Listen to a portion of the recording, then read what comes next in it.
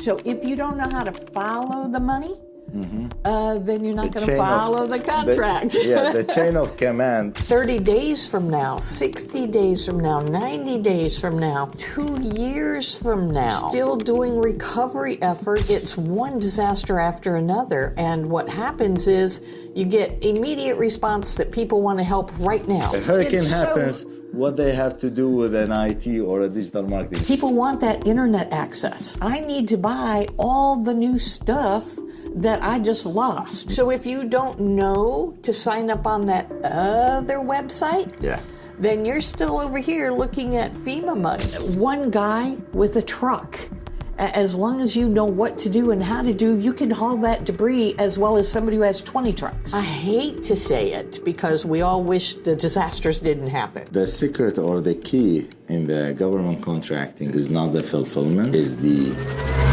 Hello everyone, Diana Potts is here. First time in front of the camera. I'm not gonna introduce her formally. This is soft opening or soft introduction. She is one of the very well-known mentors in our community. She was the role player behind the success of very well-known companies in this field. So I was like, can we record something for our community? And she will be in our community mentoring us, coaching us, answering your questions. Welcome to the community. Thank you. I'm really looking forward to helping out a little bit and maybe bringing a little more reality on contracting into your life. Yes, a lot of them, or a lot of us, I was one of them, we used to think government contracting is too hard.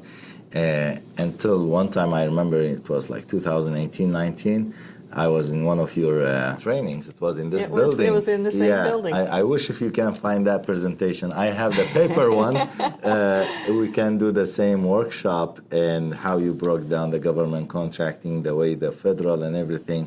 That was an amazing value for us. The reason I recorded this, you said the disaster or the disaster opportunity. I don't have much experience in that, and you are well known in that. Can you tell us the opportunities, how the budgeting, how the government, push or spreads the budgeting when the disaster comes? Yeah, we actually will be having a future webinar course on this because it's becoming so huge. And I hate to say it because we all wish the disasters didn't happen. But between hurricanes and tornadoes and fires and tsunamis and everything else, it's one disaster after another. And what happens is you get immediate response that people want to help right now. And 30 days from now, 60 days from now, 90 days from now, 2 years from now, we are still doing recovery efforts and companies are still making money if you know how. Exactly. If you know the proper way of doing it, where to go, what steps. I've talked to people who say, I want to do business with FEMA. That's great. And they have no idea that there's a separate website you have to go to that has nothing that says FEMA on it. But that is where they pick their people that they're going to give the contracts to. So if you don't know to sign up on that other website, then you're still over here looking at FEMA money. As far as how the money goes, everybody says, I want to do FEMA federal money. That's great in the first 30 days. After that, all that federal money comes to the state, then the state gives it out to the county gives it out to the township. So you're still up here in the federal world trying to get the money that you haven't realized it's already filtered down to whatever community needed it, and they're the ones making the decision who to give those contracts to for the next 2 years. So if you don't know how to follow the money, then you're not going to follow the contract. The chain of command, who issues that It does. money? It starts out with FEMA, Can which you explain is what is FEMA or who are they? FEMA is now under Department of Homeland Security, but they are first responders into any disaster whatsoever. And they're how the federal money flies through when it comes time for any kind of disaster. And that doesn't matter whether we're doing cleanup after the big fires that have happened or the floods or anything else. That all starts with FEMA. And there's another thing that I want you also to open our eyes into. The simple businessman mindset goes into when a disaster happens, let's say when a fire disaster happens, they think, okay, they need some, let's say, cleaning companies and rebuilding, or let's say, like construction companies. Right. When flood happens, also same things, or food or housing. I was surprised the amount of RFPs or the fields or the industry, the type of RFPs or deals that comes out of a disaster. That has, like, absolutely. Digital marketing. Like, they need landing pages and awareness and marketing. Can you tell us, like, how? Okay, a hurricane happens. What they have to do with an IT or a digital marketing thing, or give us more examples. Yeah. So there are so many different things that you actually need. So when a disaster happens, you have to remember that it happens in an entire area. I'm going to use our latest disaster of North Carolina. So Helene comes in, wipes out in 5 counties.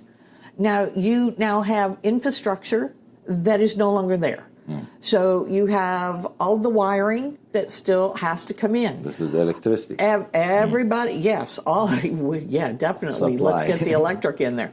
Roads that have to come in. You have all the remediation that has to be done for the soil, in the water. So you've got all those type of people, because when the floods came through, they came through all those manufacturing plants as well as the housing. So everything that was in there is now in the soil and in the water that you're traipsing around in. So people are getting sick down there right now. So besides that, once you get the initial, let's get the debris out of the way, let's get a road to these people so we can get back and forth, let's get some food in there, then you've got to start thinking about what comes next. People want that internet access. So you've got to do that building to building to building kind of internet access. What about the security? I need to buy all the new stuff that I just lost. Yeah, furniture, and you have to do it in a secure way, which means there comes in your whole cybersecurity team that has to come in. You end up having people that were lost that are out there, HR companies, admin companies, all kinds of small and little things that come out of this, as well as all those big, huge contracts that you hear about. But you're one guy with a truck. As long as you know what to do and how to do, you can haul that debris as well as somebody who has 20 trucks. 100%. But if you are registered and yes, good, you are in good shape. As long as you know what to do, as long as you're registered, as long as you know the website. There is a special website for people who do hauling for disasters. If you don't know where to register, it doesn't work. So once a disaster happens, and you're talking 6 months down the road, people are still cleaning up. They're still setting up their office. Imagine if you lost everything in your office, all of your computers, all of the wiring, all the everything. So you've got all those kind of companies who now have to come in and rewire your office because it all got wet and funky, and the construction folks have come in. Rebuilding a brand new system or brand new county or city. Everything. So all of that stuff, you can almost say anything that people do. Daycare. I've seen RFPs out here for daycare, because daycares makes sense. You need to take care of National your children. Guard. I don't know. I'm just making. I have National Guard service members. They are in duties now for months that area. Of course, they need hotels, rental cars, maintenance, the gyms, rental car people maybe like buying mattresses, and you have personal trainers. You have no idea the opportunities out there. And another thing you mentioned, the timeline. In our brain, it's just like, oh, Helene disaster. Oh, we almost forgot about. I mean, sorry for everybody got damaged from that, but we say, oh, that's done, and our brain, we think it's done. Right. I was surprised. A few months ago, one of our clients in Media Shield, but they are government contractor as well. They just got a contract. They are also like in kind of marketing and stuff, but old school a little bit. We are more in tech and automations. They just got a contract about COVID and this vaccination awareness and stuff. They are against vaccination. And, you know, these two group of parties, some of them against. I said, what? COVID, Corona? I said, I almost forgot about that thing. You forgot it ever happened and moved on, I said, but it's still... You want a contract about that? How, like, people not. He said, Tim, it's not about the awareness, not about COVID. There's budget left, or there's some funds left. Yes, there's money. They have to do something with that money. It's been designated for that specific thing. That was so important. He said there's no way they send it back. Hey, government. Hey, I don't need this anymore. Thank you very much. They will do something. Just do Use something it or lose it. So when you say a disaster happens, it's not like happen and the opportunities just that time, like they tell, okay, we need construction, we need that. Okay, let's wrap it up. Go. No, it takes years sometimes. You're still making money. We're looking for probably 2 years. 2 years is the average. In 3 different states, just for what happened with Helene. 1 hurricane, all the flooding, you're talking at least 2 years. When the numbers finally come out, because I've been down there several times, when those numbers come out and the damage that was done, you will find that what happened in Louisiana before with Katrina will now be second to what happened through Helene. Wow. It's that big, and it's being underplayed right now because they're waiting for final numbers and things to come out. So get ready. It's coming. And with the new presidential, you're going to find, if you are in the health industry, it's going to be huge. If you're in the food industry, everything is going to be changing. All of the infrastructure, they've already got big RFPs coming out across the entire country for schools that are being expanded, educational opportunities. All of that stuff is coming. Just wait till after mid-January. I've seen some of them. I've been up to D.C. and I've seen what's coming. So if you're in that field, CMMC is going to be coming out strong with cybersecurity. So if you're in that field, if you're in any field, you really do need to start thinking about CMMC and getting yourself covered as far as your cybersecurity. If you want to do anything in the federal government, it will be mandated.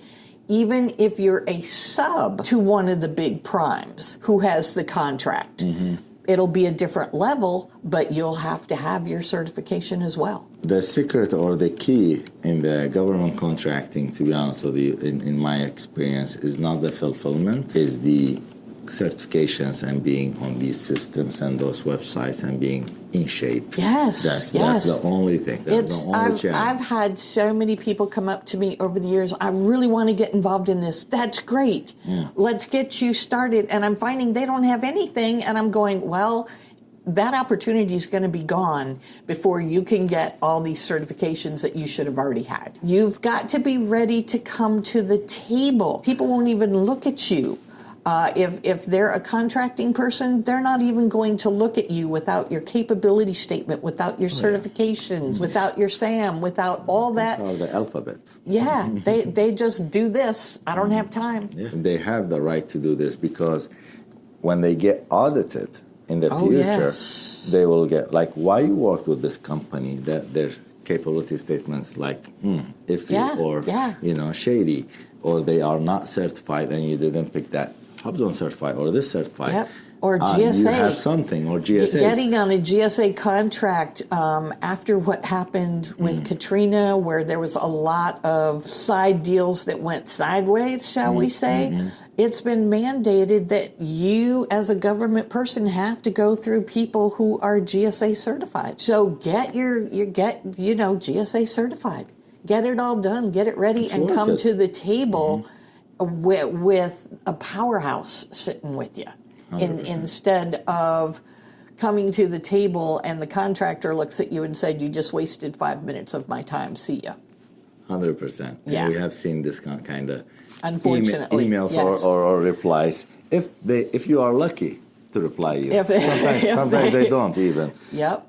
So if we kind of summarize this disaster, of course I think one time we talked, we need at least to do 3 series of workshops, how to master the disaster opportunities, right? But if you want to summarize it, like other than being, for example, certified and being on all these applications and websites, how would you direct any company to go to what website, to where to look, or that should be a workshop? That should be a workshop. Okay, because it depends on what kind of company you are, what your roadmap is going to be to get into the disaster field. Once you get your basic stuff done, there are different places. Like I said, if you haul debris, you're going to go this way. If you're someone else who's janitorial or just selling product or IT or anything, you're going to want to be able to go to the liaison program. Yeah, remote services, supplements. Yeah, so you just need to know which direction and make a roadmap to be able, and then you have to be able to say, how far are we into that disaster?